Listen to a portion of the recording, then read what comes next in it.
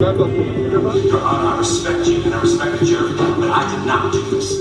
Today, in a Chicago courtroom, the 3-year-long legal saga of actor Jussie Smollett coming to an explosive end. I am not suicidal.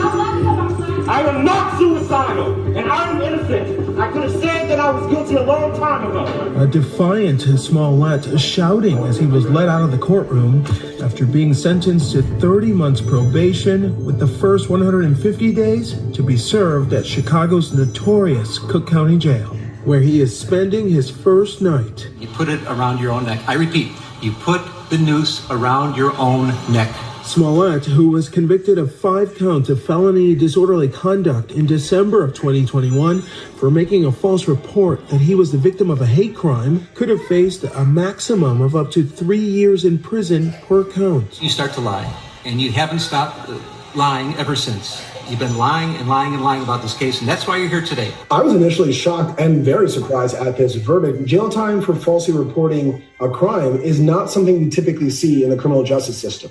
Before the sentence was handed down, a stream of supporters, one by one, spoke of Smollett's strong character. He is a very charismatic young man. He's a very loving and caring young man.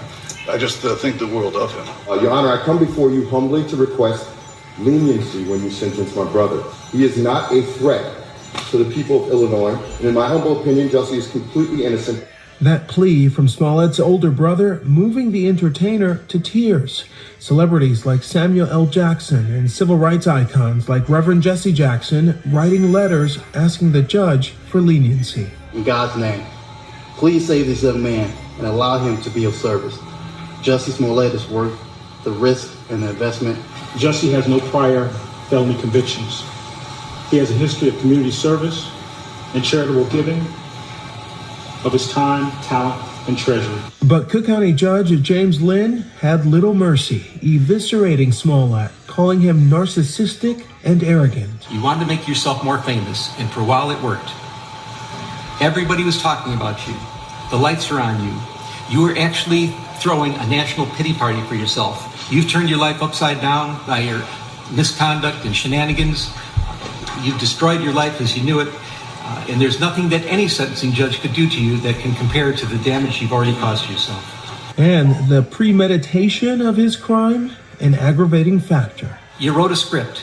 The script involved words. You're going to encounter me on the street, yell out empire, N-word, F-word. You're going to beat me up. You're going to put bleach on me. The judge also ordering Smollett to repay the city of Chicago $120,000 spent on investigating what they had believed was a gruesome hate crime, and an additional $25,000 fine. After learning his fate, an unrepentant Smollett emphatically maintaining his innocence. Okay? I am not suicidal. I am innocent. Jussie Smollett's final words, I am not suicidal, as he's almost giving a soliloquy to the court. So I think he wants to make it very clear that if something does happen to him, it's not a Jeffrey Epstein-like situation, but someone did it to him.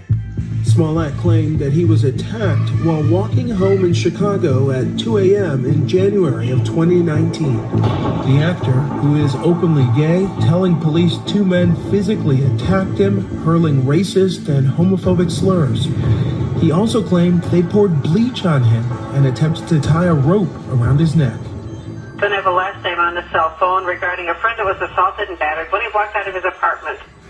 Smollett describing that moment to ABC News. And I see the attacker masked, and he said, "This MAGA country punches me right in the face." So I punched it back. And then we started tussling. There was a second person involved who was kicking me in my back. And then it just stopped. And they ran off. It felt like minutes, but it probably was like 30 seconds, honestly. I can't tell you honestly. I noticed the rope around my neck and I started screaming. And I said, "There's a rope around my neck. They put a rope around my neck." At the time, Empire castmates rallied around the actor, tributes and outrage calling for justice pouring in on social media. Empire co-creator Lee Daniels is showing his support in this Instagram video.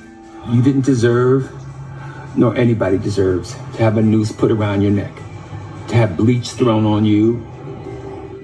Stars like Viola Davis, John Legend, and Kerry Washington tweeting their support at the time. On February 16th, police identified 2 suspects, brothers Abel and Ola Osundaro, suspecting them of the attack. But 3 weeks later, Smollett's story began to unravel when police grew suspicious. From the very beginning, we had some questions about it. And of course, as investigators unraveled more and more of this, we came to charges against Jussie Smollett, saying that he had made all of this